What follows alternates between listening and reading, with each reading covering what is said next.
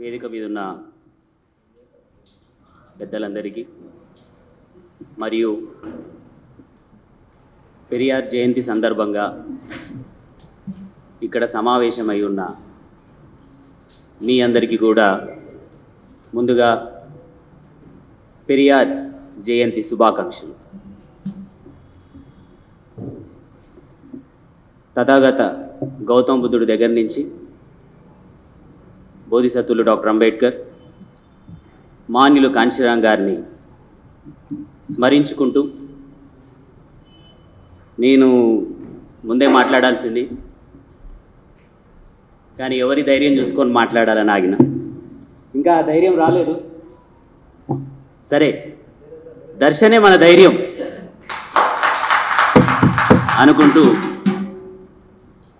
ఈరోజు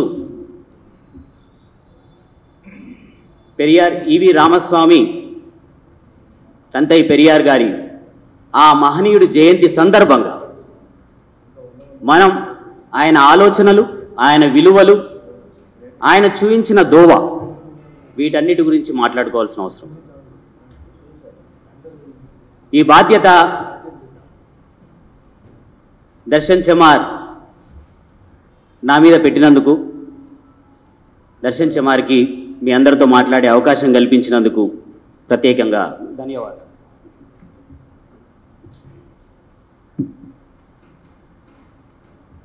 ఈ భారతదేశం, జంబూ ద్వీపం అని పిలువబడే భారతదేశం, తమిళనాట, తమిళ ప్రాంతం, పల్లవ రాజ్యం. పల్లవ రాజ్యాన్ని పరియాలు, మొదటి పల్లవులు పరియాలు పరిపాలించారు. ఆ పరియాల నుంచి బోధిధర్ముడు చైనా వరకు బుద్ధుడి యొక్క బోధనలని, సత్యాన్ని బోధించుకుంటూ రాజ్యాన్ని బుద్ధుడిలాగానే వదిలిపెట్టి బయలుదేరి ఆ బోధిధర్ముడు చెప్పిన ఒక విషయాన్ని మనం అర్థం చేసుకోవాలి. బోధిధర్ముడు చైనాలో బుద్ధుడు అంతటి మనిషి, గౌతమ బుద్ధుడు అంతటి మనిషి. ఆ బోధిధర్ముడు చెప్పిన ఒక విషయం ఏంటంటే, ఆయన శిష్యులతో ఆయన చెప్పిన విషయం, మీ నోట ఒకవేళ మీరు గౌతమ బుద్ధుని పేరుని స్మరిస్తే మీరు వెంటనే నోట్లో నీళ్లు వేసుకొని పుకిలించేయండి అని అన్నాడు. బుద్ధుడు పేరు నీ నోట్లో వస్తే నీ నోటిని శుద్ధి చేసుకో అని చెప్పాడు. అదేవిధంగా జపాన్లో ఒక బోధిసత్వుడు బొకూజు, జన్ బౌద్ధం ఏదైతే ఉందో దాంట్లో ఒక ప్రధానమైన వ్యక్తి. ఆయన మీరు ధ్యానం చేసేటప్పుడు, సత్యాన్ని తెలుసుకోవాలనుకున్నప్పుడు, మీరు చేసే పరిశ్రమలో మీ మదిలోకి కానీ మీ ఆలోచనలలోకి కానీ గౌతమ బుద్ధుడు అనే వ్యక్తి వస్తే కిల్ గౌతమ బుద్ధ అని చెప్పి, ఆ గౌతమ బుద్ధుడు నీ మదిలో కానీ నీ ఆలోచనలోకి కానీ వస్తే ఆ గౌతమ బుద్ధుడు నిన్ను ముందుకు నడిపించడు.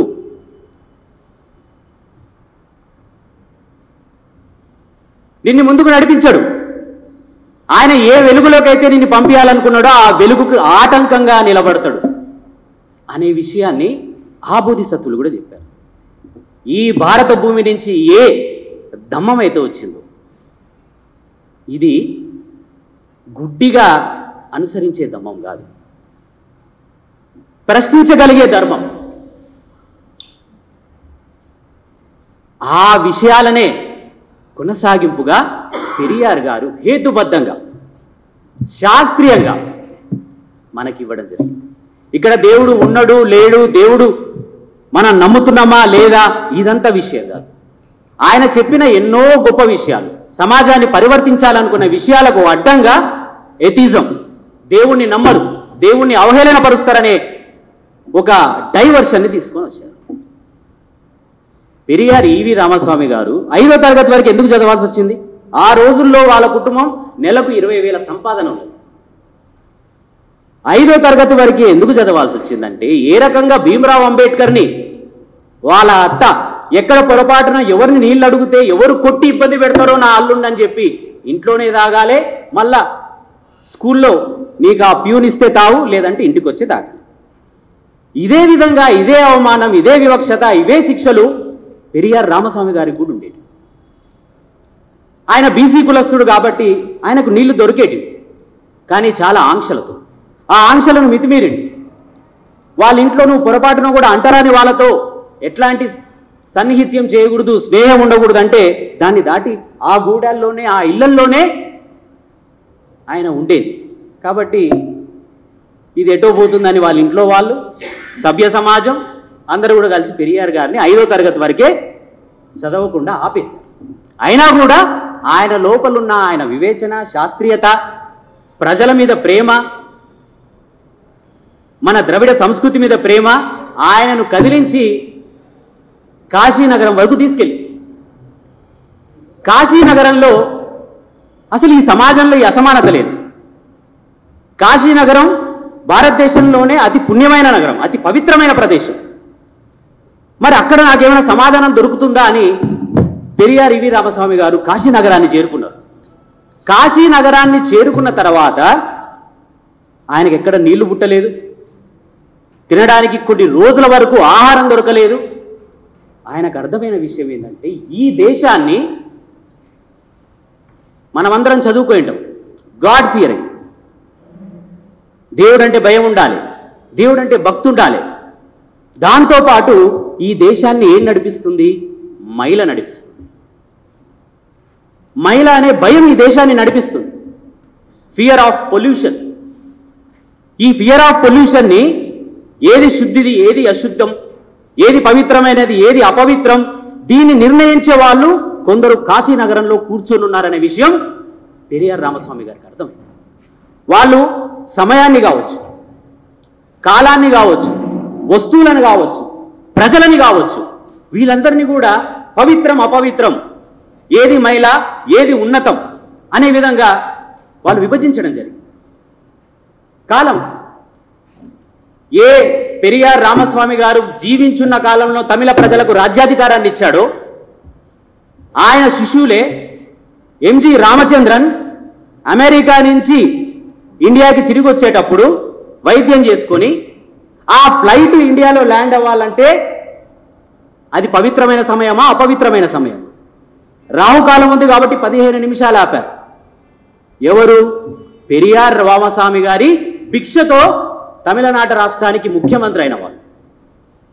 సమయాన్ని అట్లా ఈ దేశానికి స్వతంత్రం కావచ్చు, ఎన్నిసార్లు మంత్రులు, ముఖ్యమంత్రులు ప్రమాణ స్వీకారం చేయాలనుకున్నా, ప్రజల యొక్క మద్దతు మీద బయటకు వచ్చే వాళ్ళు ప్రమాణ స్వీకారం చేయాలన్నా ఒక పవిత్రమైన కాలాన్ని నిర్ణయించి చేస్తారు.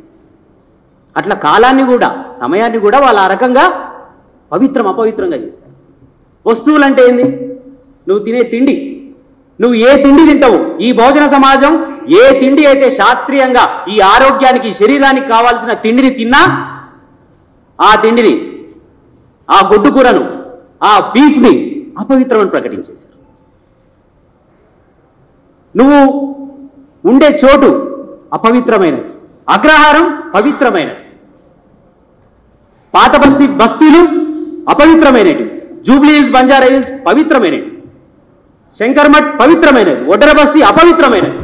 మనం ఏ భూమి మీద అయితే మన గూడు కట్టుకొని బ్రతుకుతుంటామో దాన్ని కూడా అపవిత్రమనేది వాళ్ళు నిర్ణయించారు.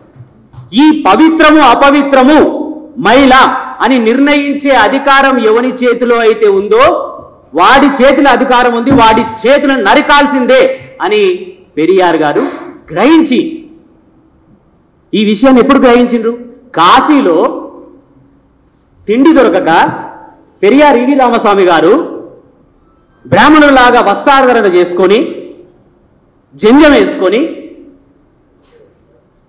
ఒక బ్రాహ్మణుల మఠానికి భోజనానికి వెళ్తాడు. కానీ పెరియార్ రామస్వామి గారి వీరత్వం, ఆయన మీసాల్లో ఉన్న ఆ పౌరుషం, ఆయన హుందాతనం, ఇదంతా చూసి వాళ్ళు పసిగట్టేస్తారు. ఈయనైతే పొరపాటున బ్రాహ్మణుడు కాదు అని దౌర్జన్యంగా ఆ మఠం నుంచి బయటికి దొబ్బి అవమానించారు. అట్లా కొన్ని రోజులు ఆకలి పస్తుల్లో ఉన్న పెరియార్ రామస్వామి గారు, ఆయన జీవితంలో జరిగిన సంఘటన ఆ బ్రాహ్మణులు తినిపడేసిన ఇస్తరాకులు ఏవైతే బయటపడేసిరో ఆ కాశీనగరంలో ఆ విస్తరాకులు కుక్కలు తింటుంటే ఆకలి భరించలేక ఆ విస్తరాకులని కుక్కల దగ్గర తీసుకొని తిన్నాడు. ఆ తిండితోనే ఆయనలో ఒక పట్టుదల, ఒక సంకల్పం, ఈ మొత్తం సామాజిక వ్యవస్థను మార్చాల్సిందనే ఒక సంకల్పబద్ధుడుగా పెరియార్ రామస్వామి మళ్ళీ కాశీ నుంచి ఈరోడ్ నగరానికి వెళ్ళారు. కాశీలో ఇంకో విషయం కూడా ఆయనకు బోధపడింది. అక్కడున్న చర్మకారులు, కాశీనగరపు తత్వవేత్తలు వాళ్ళందరితో సమాలోచన చేసినప్పుడు ఆయనకు ఒక విషయం అక్కడ తెలిసింది. కొన్ని వందల సంవత్సరాల క్రితం కాశీనగరంలో ఒకవైపు తోలు మీదేసుకొని పోతున్న చర్మకారులందరినీ భయంకరంగా రాజభటులందరూ కూడా బల్లాలు తీసుకొని కొడుతూ ఉన్నారు. కాశీనగరపు రాజు ఎవరైతే నగర్మాలు ఉన్నాడో ఆయన బ్రాహ్మణుల మధ్యలో కూర్చొని బ్రాహ్మణులు వాళ్ళు చేసే కీర్తనలు పొగడ్తలతో ఆయన ఆనందంగా ఉన్నాడు. ఈ విషయం తెలుసుకున్న ఒక వ్యక్తి ఆ కాశీ నగరానికి బయలుదేరి ఆ నగర్మాల్ రాజా ద్వారం ఏదైతుందో ఆ ద్వారం దగ్గరికి వెళ్ళి తోలు పని చేసుకొని తోలు మీద వేసుకొని పోతున్న ఆ చర్మకారుల్ని, ఆ మాదిగల్ని కొడుతూనే ఉన్నారు. కానీ ఆ వ్యక్తి ఎవరైతే ఆ ద్వారం దగ్గరికి రాగానే రాజుకు ఆ విషయం తెలియగానే రాజు ఆ మనిషిని లోపలికి ఆహ్వానించి ఆ సింహాసనం పక్కనే గౌరవప్రదంగా ఇంకో ఆసనం వేసి ఆయనను కూర్చోబెట్టి నీ రాజ్యంలో ఏం జరుగుతుంది, ఇక్కడ ఏం జరుగుతుంది అనే ఒక చర్చ జరిగింది. ఆ చర్చ తర్వాత ఇప్పుడు పొగడ్తల కార్యక్రమము, కీర్తనలు, బాపునులు మాటలు చెప్పి పబ్బం నింపుకునే ఆ కార్యక్రమం అయిపోయిన తర్వాత రాజు ఏం చేయాలి? ధర్మం ప్రకారం వాళ్ళకు బహుమానాలు ఇవ్వాలి. బహుమానాల కార్యక్రమం అయిపోతే మనం మాట్లాడుకోవచ్చని రాజుగారు నగర్మాల్ ఎవరైతే ఉన్నారో బెనారస్ కాశీ మహారాజు ఆయనతో చెప్పారు. సరే అట్లనే కానీ అని అన్నాడు. 500 బంగారపు ఆవులు, బంగారంతో చేసిన 500 ఆవులని ఆ నగర్మాల్ మహారాజు ఆ బ్రాహ్మణులకు బహుమానంగా ప్రకటించాడు. బానే ఉంది. ఆ మనిషి ఎవరైతే రాజు పక్కనే ఆసనం మీద కూర్చున్నాడో ఆయన ఇక్కడ చిన్న ధర్మ సందేహం అని ఆపాడు. ఆ ధర్మ సందేహం ఏంటంటే మీ శాస్త్రం ప్రకారం, మీ నియమాల ప్రకారమే, ధర్మం ప్రకారమే, వేదం ప్రకారమే, పురాణాల ప్రకారమే ఈ బంగారపు ఆవుల మీద మీకు అధికారం ఉందా? ఇది మీ సొత్తేనా? అవును మా సొత్తే, రాజు ఇవ్వాల్సిందే, మాకు ధర్మం ప్రకారం మేము తీసుకోవాల్సిందే అన్నారు. ధర్మం ప్రకారం, మీ ధర్మం చెప్పిన ప్రకారమే ఆవులో ప్రాణం ఉంటే, ఈ 500 ఆవుల్లో ప్రాణం ఉంటేనే 500 ఆవులు మేమి మీ మంత్రోచ్చారణతో మీ శక్తితో 500 ఆవుల్లో ప్రాణం పోసుకొని ఇవి తీసుకొని పోవాలి మీరు అని చెప్పి. సాధ్యమవుతుందా? సాధ్యం కాదు. ఆ ఆవుల్లో ప్రాణం లేదు. ప్రాణం ఉన్న ఆవేమో బ్రాహ్మణుడిది, ప్రాణం లేని ఆవు మాదిగోడు. ధర్మం అదే చెప్తుంది కదా, చచ్చిన ఆవును మోసుకుపోవాల్సింది ఎవడు? ప్రాణం లేని ఆవును మోసుకుపోవాల్సింది ఎవరు? మాదిగవాడు. నీ రాజ్యంలో మాదిగల్ని నీ రాజభటులతో కొట్టిస్తున్నావు కదా, ధర్మం ప్రకారం వాళ్ళు దీనికి ఎదురు చెప్పలేరు, దీనికి నివారణ లేదు, నా ప్రశ్నకి సమాధానం లేదని చెప్పి ఆ మనిషి 500 బంగారు ఆవులని ఆ కాశీనగరంలో ఏ రాజభటులతో దెబ్బలు తింటున్నారో తోలు మీద వేసుకొని పోతున్న ఆ మాదిగలకు 500 ఆవులు చెందేటట్టు చేసిన ఆ మనిషి. ఈ విషయం తెలుసుకున్నా, ఈ శాస్త్రీయత తెలుసుకున్నా, ఈ చాతుర్యం తెలుసుకున్నా రామస్వామి గారు స్ఫూర్తికి గురయ్యారు. ఎవరిచ్చారు ఈ స్ఫూర్తి? అప్పుడు ఆ కాశీనగరంలో మాత్రమే కాదు, బాబర్ బెంగాల్ మొత్తాన్ని తగలబెట్టి ఢిల్లీకి వచ్చి, ఢిల్లీ నుంచి కాశీకి వచ్చి ఈ మహనీయుని నేను కలవాలని కొడుకు హుమాయూన్ తీసుకొని వచ్చి కూర్చున్నాడు. సికిందర్ లోడి ఆయన ముందు తలంచుడు. ఆయనే సంత్ రవిదాస్ మహారాజ్. ఆ సంత్ రవిదాస్ మహారాజ్ ప్రేరణతో ఈరోడ్ నగరానికి వెళ్ళిండు. ఈరోడ్ నగరంలో వాళ్ళ తండ్రి గారి బాధ్యతలన్నింటినీ చేస్తూనే సమాజంలో తను చేయవలసిన పనికి కంకణబద్ధుడయ్యారు పెరియార్ రామస్వామి గారు. ఆయన ప్రతి క్షణం, ప్రతిరోజు అంతా కూడా సమాజాన్ని పరివర్తించారు. ముఖ్యంగా ఈ ఆర్యులు ఎవరైతే ఉన్నారో, ఈ యూదులు, ఉరేషులు ఎవరైతే అక్రమార్కులు బయట నుంచి వచ్చిండ్రో, వీళ్ళ సంస్కృతి బ్రాహ్మణిజం అనే పేరుతో ఈ ద్రవిడ నాడు, ఈ తమిళనాడు అనే పేరును ఆయన ప్రకటించి ఈ దేశాన్ని ద్రవిడ దేశాన్ని ఆ ఆర్యుల బాధల నుంచి, ఆర్యుల యొక్క ప్రమాదాల నుంచి కాపాడుకోవాలని నిర్ణయం తీసుకున్నాడు. ఈ నిర్ణయం తీసుకోవడంలో ఒకవైపు ఆయన సామాజికంగా, రాజకీయంగా రెండు రకాలుగా కూడా సమాజాన్ని చైతన్యపరుస్తూ పోయాడు. ఒక మతం, ఆయన చాలా సింపుల్గా మతం గురించి చాలా చాలా సాధారణ మాటల్లో ఆయన చెప్పడం జరిగింది. భారతదేశంలో దేవుడిని గుడ్డిగా, దేవుడి పేరు మీద ఎన్నో మూఢనమ్మకాలను జరిపిస్తున్న భారతదేశంలో ఉన్న ఈ హిందూ మతం ఏదైతే ఉందో, ఈ హిందూ మతం యొక్క ప్రిన్సిపల్ ఒకటే, the principle of master and servant. బహుజన ప్రజలందరూ కూడా బానిసలు, ఈ బహుజన ప్రజల మీద పిడికిడి జనం లేని వాళ్ళు ప్రభువులు. ఇది ఎంత దుర్మార్గం, ఎంత అమానవీయం, దీన్ని మనం ఎదిరించాల్సిందే అని యావత్ అప్పుడున్న మెద్రాస్ ప్రెసిడెన్సీ మొత్తాన్ని కూడా పెరియార్ ఈవి రామస్వామి గారు కదిలించగలిగారు. ఈ కదిలించే ప్రయత్నంలో ఆయన జస్టిస్ పార్టీని తీసుకోవడం, జస్టిస్ పార్టీని ద్రవిడ కజగంగా మార్చడం, ఆ ద్రవిడ కజగంని ఆయన యొక్క పోరాటాన్ని, ఆయన తీసుకొస్తున్న పరివర్తనని తట్టుకోలేని పరిస్థితుల్లో అన్నాదురై దాన్ని డిఎంకేగా మార్చుకోవడం, ఆ డిఎంకే తర్వాత ఆల్ ఇండియా అన్నా డిఎంకేగా అవ్వడం, ఇదంతా జరిగింది. 1938లోనే పెరియార్ రామస్వామి గారు దేశాన్ని ప్రకటించిండు ద్రవిడ నాడు అని. ద్రవిడ నాడు అని దేశాన్ని ప్రకటించిండు, అక్కడ ప్రజలకి అధికారాన్ని ఇచ్చిండు. ఈ అధికారాన్ని ఇచ్చే క్రమంలో ఆయన రాజకీయ క్లారిటీ చూడండి. పెరియార్ గారిని మనం అన్ని కోణాల్లో ప్రేరణగా తీసుకోవాలి. ఆయన రాజకీయ క్లారిటీ, పొలిటికల్ క్లారిటీ, మనం ఎట్లా రాజకీయాలు చేయాలి ఈ దేశంలో అంటే ఒకటే విషయం చెప్పాడు, సింపుల్. గాంధీ కాంగ్రెస్ ఏం మాట్లాడతారో ఏం చెప్తారో స్పష్టంగా వినాలి. దానికి ఎగ్జాక్ట్లీ డయామెట్రికల్గా ఆపోజిట్ స్టాండ్ తీసుకోవడం మన రాజకీయం అని చెప్పాడు. అది చేసి చూపించాడు. అది చేసి చూపించడంలో ఆయన శిష్యులు అన్నాదురై కావచ్చు, కరుణానిధి కావచ్చు, ఎంజీఆర్ కావచ్చు, వీళ్ళందరూ ఇప్పటి స్టాలిన్ వరకు కూడా వాళ్ళందరూ ముఖ్యమంత్రులే కూర్చున్నారు, ప్రభువులై కూర్చున్నారు. కానీ ఆయన నుంచి వాళ్ళు ఎందుకు విడిపోయారు, వేరే దారిని ఎందుకు తీసుకున్నారంటే, వాళ్ళు నాన్ బ్రాహ్మణ్ మూవ్మెంట్ మాత్రమే కాకుండా నాన్ దళిత్ మూవ్మెంట్ కూడా వాళ్ళు వాళ్ళ ప్రయాణంలో పెట్టుకున్నారు. కాబట్టి ఇప్పుడు జరుగుతున్న పెరియార్ మార్గంలో ఏదైతే మనం అక్కడ ఆలోచన పరులు, నాయకులను చూస్తుంటామో వాళ్ళందరినీ మనం నాన్ బ్రాహ్మణ్ మూవ్మెంట్ అని అనుకుంటాం. నాన్ బ్రాహ్మణ్తో పాటు వాళ్ళు నాన్ దళిత్ కూడా.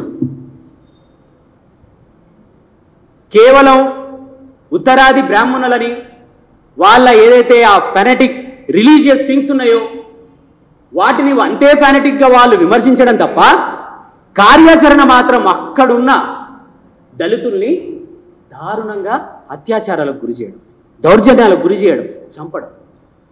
పెరియార్ ఈవి రామస్వామి గారు బ్రతికున్నప్పుడే ఆయన కళ్ళ ముందరిని ఇవన్నీ అన్నాదురై ముఖ్యమంత్రిగా ఉన్నప్పుడు కూడా జరిగినాయి. ఇక్కడున్న పెద్దవాళ్ళకి, దళిత మేధావులకి అందరికీ తెలుసు ఇమాన్యుయల్ శంకరన్ ఎట్లా చంపారు. ఒక స్టాంచ్ అంబేద్కర్ రైట్. బాబాసాహెబ్ అంబేద్కర్ చనిపోయిన ఒక సంవత్సరానికే ఇమాన్యుయల్ శంకరన్ గారిని దారుణంగా హత్య చేయడం జరిగింది. పండిత అయోధ్యదాసర్ శిష్యులు పెరియార్ కావచ్చు, ఇమాన్యుయల్ శేఖరన్ కావచ్చు, ఇప్పటి వరకు తమిళనాడు నుంచి దళితులు, బహుజనులు ఎవరైతే మేధావులు ఉన్నారో అందరూ కూడా అయోధ్యదాస్ యొక్క శిష్యులు. ఇమాన్యుయల్ శేఖరన్ని ఆయన బాబాసాహెబ్ అంబేద్కర్తో ఎన్నో కార్యక్రమాలు మెడ్రాస్ నగరంలో నిర్వహించడం జరిగింది. ఏ రకంగా అయితే డైనమిక్ లీడర్ ఆమ్స్ట్రాంగ్ గారిని దారుణంగా పెరంబూరులో ఒక సంవత్సరం క్రితం చంపడం జరిగిందో అదే రకంగా ఛాయ్ తాగుతున్న ఇమాన్యుయల్ శేఖరన్ని చంపినారు. ఒక పల్లార్ సమాజానికి సంబంధించిన అంబేద్కర్ రైట్ మూవ్మెంట్ నాయకుడు. ఆయన చేసిన ఉద్యమాలు చాలా గొప్పవి తమిళనాడులో. ఆయన కూడా పెరియార్ ఈవి రామస్వామి గారిని ధైర్యంగా తీసుకొని చేసినారు. అప్పుడున్న తేవర్ సమాజానికి సంబంధించిన ముత్తురామలింగ తేవర్ అన్నట్టు ఆయన ఛాయ్ తాగుతుంటే బస్సులో రౌడీలని మారణ ఆయుధాలు ఇచ్చి పంపించి ఆయన సహచరులు మేలుకునే లోపు 2 నిమిషాల్లో నరికి చంపేసి వెళ్ళిపోయినారు. ఈ సంఘటన బాగా కలిసివేసింది పెరియార్ గారు. దీని తర్వాత ఒక మారణకాండ జరిగింది. కెల్విమణి అని తంజావూరు దగ్గర ఒక పల్లెలో. వాళ్ళు చేసిన తప్పేందంటే వాళ్ళు పండించుకున్న వరి ఎత్తుగా పెరగడమే. అది అక్కడున్న గోపాలకృష్ణ నాయుడు అనే అగ్రవర్ణ నాయకుడికి, రైస్ మిల్ అసోసియేషన్ నాయకుడికి నచ్చలేదు. నచ్చక ఏం చేసినారంటే ఊరి మీద పడ్డారు లారీలు వేసుకొని. ఎట్లయితే కారంచేడు జరిగిందో అదే రకంగా 1968లో జరిగింది. అందరినీ ఒక గుడిసెలో అందరినీ, చిన్నపిల్లల్ని, ముసలోళ్ళని, ఆడోళ్ళని అందరినీ ఒక గుడిసెలో పెట్టి సజీవ దహనం చేస్తారు. వాళ్ళని సజీవ దహనం చేసే క్రమంలో పిల్లలన్నా బతుకుతారని ఆ గుడిసెల్లో నుంచి పిల్లల్ని బయటికి ఇసిరేస్తే, వాళ్ళకైన కాడికో 5 మంది పిల్లల్ని 10 మంది పిల్లల్ని బయటికి ఇసిరేస్తే, ఆ పిల్లల్ని తిరిగి మళ్ళీ ఆ గుడిసెలో వాళ్ళు పడేసి 40 మందిని సజీవ దహనం చేస్తారు. వీళ్ళందరూ మళ్ళీ డిఎంకే పార్టీ నాయకులే, డిఎంకే పార్టీ కార్యకర్తలే. ఇక్కడ మనకు తెలుస్తలేదా? అది కేవలం నాన్ బ్రాహ్మణ్ మూమెంటే తప్ప దళితులున్న మూమెంట్ కానే కాదు. ఇదంతా చూసి క్షోభకు గురైన పెరియార్ గారు ఆయన చివరి రోజుల్లో చెప్పిన మాట, ఈ దేశానికి 3 రోగాలు ఉన్నాయి, 3 దయ్యాలు పట్టుకునే ఈ దేశాన్ని. మొదటి దయ్యం అంధవిశ్వాసంతో ఈ దేశం ప్రజల్ని దేవుడిని ఆరాధించేటట్టు చేయడం. ఇది మొదటి దయ్యం. రెండవ దయ్యం కులం. ఒక కులం ఇంకో కులాన్ని ద్వేషించుకునే అనే దయ్యం. మూడవ దయ్యం మన పైన వాళ్ళు పరిపాలకులుగా ఉండడం. ఈ 3 దయ్యాలని మనం విడిపిస్తేనే ఈ దేశం నిజమైన స్వతంత్రం వైపు నడవగలుగుతుందని పెరియార్ గారు చెప్పారు. దీని తర్వాత ఈ దేశంలో బ్రాహ్మణిజాన్ని ఎరాడికేట్ చేయాలని చెప్పిండు. ఈ న్యూస్ పేపర్స్ ఇవన్నీ ఏవైతే ఉన్నాయో ఇవి కూడా ప్రధాన రోగాలు ఈ దేశానికి పట్టుకున్నాయని చెప్పిండు. Brahminism, news paper, cinema, media, political parties ఇవన్నీ కూడా 5 రకాల రోగాలు ఈ దేశాన్ని పట్టిపిడుస్తున్నాయని చెప్పిండు. ఆయన చివరి రోజుల్లో జరుగుతున్న మారణకాండాలను చూసి క్షోభకు గురై మనకు నివారణ మార్గం చెప్పిండు. ఈ నివారణ మార్గంలో పెరియార్ గారి అడుగుజాడల్లో మనం మళ్ళీ ఆయన ఉద్యమాన్ని నిర్మించాల్సిన అవసరం. ఆయన ఏదైతే ద్రవిడ నాడు ప్రకటించిండో బ్రిటిష్ ఇండియాకి తలొంగకుండా ప్రకటించాడు. మేము ఏదన్నా అనుబంధం పెట్టుకోవాలనుకుంటే అది గ్రేట్ బ్రిటన్తోనే పెట్టుకుంటామన్నాడు, లండన్కే. అందుకోసం పాకిస్తాన్ కోసం జిన్నాకి సపోర్ట్ చేసి, కానీ జిన్నా వెన్నుపూటు పొడిచి ద్రవిడ నాడు ఎక్కడి వరకు ప్రకటించిండు? ఈ హైదరాబాద్ రాష్ట్రం, తెలంగాణ రాష్ట్రం, ఆంధ్రప్రదేశ్, మహారాష్ట్ర, ఒడిస్సా, కర్ణాటక, కేరళ ఇదంతా కూడా మా ద్రవిడ నాడు అని ద్రవిడ నాడు కాన్ఫరెన్స్ పెట్టడం జరిగింది. ఆయన ఏదైతే ఆ రోజుల్లో ఆయన ముందు చూపు, ఆయన విజన్, మనం ద్రవిడ నాడు ప్రకటించుకోకపోతే, మనం మన ప్రజల్ని మేల్కొల్పుకోకపోతే ఈ ఉత్తర భారత మార్వాడీలు, బనియాలు వచ్చి వాళ్ళు బంగ్లాలు కట్టి మన వ్యాపారాలని వాళ్ళు చేసి వాళ్ళు బతుకుతూ, మన వాళ్ళు బస్తీల్లో మురికి గుంటల పక్కన ఇల్లు కట్టుకొని బతకాల్సి వస్తుందని ఆ రోజే పెరియార్ గారు మనల్ని హెచ్చరించారు. అది జరుగుతలేదు ఈరోజు. ఆయన చెప్పిన ద్రవిడ నాడు ఆవశ్యకత కనపడుతుంది, ఆయన విజన్ కనపడుతుంది, ఆయన హెచ్చరిక కనపడుతుంది. కాబట్టి ఆయన మోస్ట్ అడ్వాన్స్డ్ విజన్ ఉన్న మనిషి. ఆయనని కేవలంగా మనం ఆయన హేతుబద్ధతని మాత్రమే తీసుకోవాలి తప్ప ఆయనని ఏదైతే రకరకాల చర్చల్లోకి ఈడుస్తుంటారో, కూతురు విషయం తీసుకొచ్చినప్పుడు కూతురే లేదు ఆయనకు. ఒకవేళ కూతురు వయసు అమ్మాయిని పెళ్లి చేసుకోవాల్సిన పరిస్థితి ఏర్పడిందంటే అది బాబాసాహెబ్ అంబేద్కర్కి కానీ పెరియార్ ఈవి రామస్వామి గారికి కానీ వాళ్ళ వయసు రీత్యా ఆ సందర్భంలో ఆ సమయాన్ని బట్టి వాళ్లకు ఒక అగ్రిమెంట్ లాగా వాళ్ళ మంచి చెడు చూడడానికి వాళ్ళని ఏర్పాటు చేయడం జరిగింది తప్ప వాళ్ళకు ఆ సోయి, ఆ ధ్యాస కూడా లేదు. పెరియార్ గారి చుట్టూ వచ్చే చర్చలని మనం ధ్వంసం చేయాల్సిందే. పెరియార్ గారిని కాశీలో అవమానించారు కదా. పెరియార్ గారు మనకి ఎంత ముఖ్యం ఉండాలంటే, మన ముక్తి ప్రదాత, మనకి జీవితాలు ఇచ్చిన డాక్టర్ అంబేద్కర్ కాశీలో పెద్దయిన పెరియార్ని ఇంత అవమానించిర్రా అని ఆయన భవనానికి బాబాసాహెబ్ అంబేద్కర్ బంగ్లాకి ఉత్తర భారతంలో డాక్టర్ అంబేద్కర్ ఒక బగ్గీ కట్టి, ఒక వైస్రాయ్ బ్రిటిష్ వైస్రాయ్కి ఉండే లాంటి బగ్గీ కట్టి 2 తెల్ల గుర్రాలను పెట్టి గౌరవప్రదంగా ఇంటికి పిలిపించుకొని అక్కడ ఆయనకు డిన్నర్ ఏర్పాటు చేసి రాత్రి 10:30 వరకు ఇద్దరు కూర్చొని మాట్లాడుకున్నారు. ఇది 1940లో జరిగింది. తర్వాత లక్నోలో ఒక సమావేశం జరిగింది. లల్లాయ్ సింగ్ యాదవ్ యొక్క north India Periyar, UP Periyar అని పిలుచుకునే ఆయన ఆధ్వర్యంలో జరిగిన కార్యక్రమానికి పెరియార్ గారు లక్నో చేరుకున్నప్పుడు ఆర్ఎస్ఎస్ మిగతా హిందూ మహాసభ గుండాలందరూ కూడా పెరియార్ మీద దాడి చేస్తామన్నారు. దాడికి సిద్ధమై వచ్చినారు.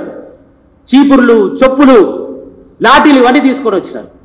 కానీ లల్లాయ్ సింగ్ యాదవ్ గారు, మిగతా ఆర్గనైజర్స్ అందరూ కూడా, అక్కడున్న రవిదాస్ గారి సమాజం కూడా ఖడ్గాలను, తలవార్లను తీసుకొని వచ్చి ఎవడొస్తాడో రండి అని పెరియార్ గారిని సభ వరకు తీసుకొని పోయినారు లక్నో. దీన్ని గుర్తుపెట్టుకున్న కాన్షీరామ్ గారు ప్రభుత్వం రాగానే 94లో ఎంతో గర్వకారణంగా పెరియార్ని మీరు లక్నోలో అవమానించారు కదా, మీ వల్ల అయితే ఇప్పుడు నా ముందు అవమానించండి అని చెప్పి పెరియార్ మేళా 3 రోజులు ఘనంగా నిర్వహించడం జరిగింది. పెరియార్ ఆలోచనలకు ప్రాణం పోయించింది. బీజేపీ చాలా వ్యతిరేకించింది. ప్రభుత్వంలో మనతో పాటు భాగమై ఉన్నా బీజేపీ వ్యతిరేకించినా నేను పెట్టి తీరుతా అని పెరియార్ గారి కార్యక్రమాన్ని నిర్వహించడం జరిగింది. కాన్షీరామ్ గారు ఆయనకు ముందున్న మహనీయుల నుంచి తీసుకున్న ఆ మొండి సంకల్పం, మొండి పట్టుదల ఇక్కడున్న మనం కూడా తీసుకోవాల్సిన అవసరం ఉంది. ప్రకృతి, చరిత్ర మనతో పాటు ఉంది. ఈరోజు ఇంత మంచి కార్యక్రమం మనం చాలా రోజుల తర్వాత మనం మాట్లాడుకుంటాం. పెరియార్ గారి రాబోయే జయంతులు 146 జయంతి అయితే 150వ జయంతి ఏదైతే ఉందో ఇదే రోజు పుట్టిన నలిగంటి శరత్ చమార్ అన్న గారు. ఇది మన తాత్కాలిక లక్ష్యమై ఉండాలి. 150వ జయంతికి పెరియార్ మేళ ద్వారా ఉత్తర భారతదేశంలో పెరియార్కి ఘనమైన గౌరవాన్ని ఇచ్చి ఆయన ఆలోచనలు ఎట్లయితే ప్రజల మధ్యలో జనింపజేసిండో హైదరాబాద్ నగరంలో పెరియార్ని మనం సన్మానించుకోవడానికి, స్మృతి చేసుకోవడానికి లక్షల మందిని హైదరాబాద్ నగరానికి ఆయన జయంతి సందర్భంగా శరత్ అన్న, దర్శన్ చమార్, మిగతా సైనికులందరూ కూడా దీనికి సిద్ధపడాలి. ఆ రోజు లక్షల మందితో ఆ సభ జరగాలి. ఆ సభ మీద మనల్ని ముందుండి నడిపించే శరత్ చమార్ అన్న గారు కూడా ఆయన యొక్క బర్త్డే చేసుకోవాలని నేను మీకు తెలియజేస్తూ, ఇది ఖచ్చితంగా జరగాలి. ఏదో మాట, నరం లేని నాలుక మస్తు మాట్లాడుతుంది, మాట్లాడడంలో ఏం కష్టం లేదు. మీతో మాట్లాడాలనిపిస్తుంది, నేను మాట్లాడుతున్నా. కార్యాచరణ ముఖ్యం.